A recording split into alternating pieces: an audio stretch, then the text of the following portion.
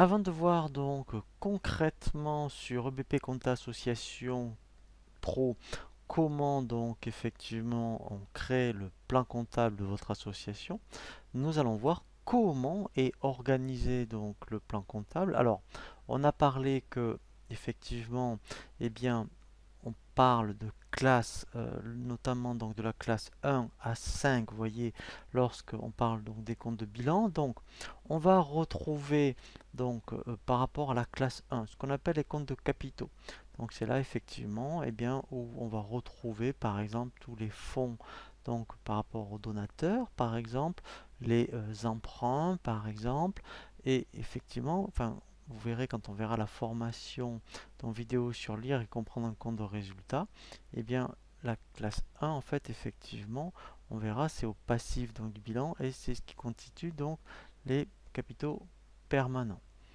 Ensuite, très important, on verra donc concrètement comment créer ce qu'on appelle des comptes de la classe 2. Donc ce sont les comptes d'immobilisation quand vous achetez eh bien, un ordinateur, par exemple, qui est destiné à votre association et dont la facture dépasse 500 euros. Et bien, dans ce cas-là, on ne le mettra pas dans un compte de charge, mais dans un compte de la classe 2. Donc, on va apprendre à créer donc tous ces comptes-là. Alors, on ira rapidement sur les comptes de la classe 3. Ce sont des comptes de stock. Donc, c'est vrai qu'au niveau association, enfin on les aborde pas trop, mais je vous parlerai quand même donc de ces comptes-là, comment les créer. Alors on verra en détail bien sûr les comptes de la classe 4. Alors bien sûr, hein, je précise là, quand on parle de la classe 1, la classe 5, c'est surtout pour les associations qui sont en mode créance dette.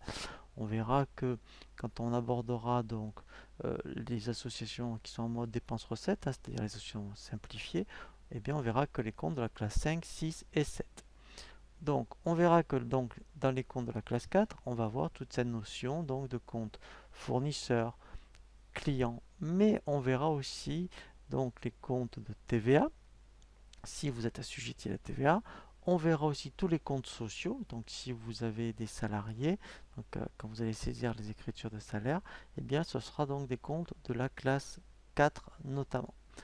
On verra comment créer aussi donc les comptes de la classe 5, ce qu'on appelle les comptes financiers, donc notamment la banque, la caisse. Et ensuite, eh bien, on abordera donc ce qu'on appelle les comptes d'exploitation, donc qui sont traduits par la classe 6 et 7. Et là, effectivement, eh bien, on va voir en détail donc tous les comptes 6 et je vous donnerai des exemples précis donc de création de comptes de charge par rapport aux factures que vous rencontrez dans votre association.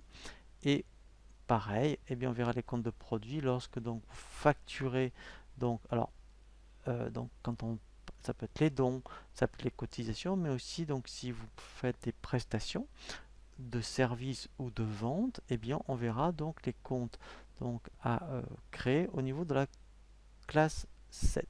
Voilà, hein, donc là je fais un petit rappel.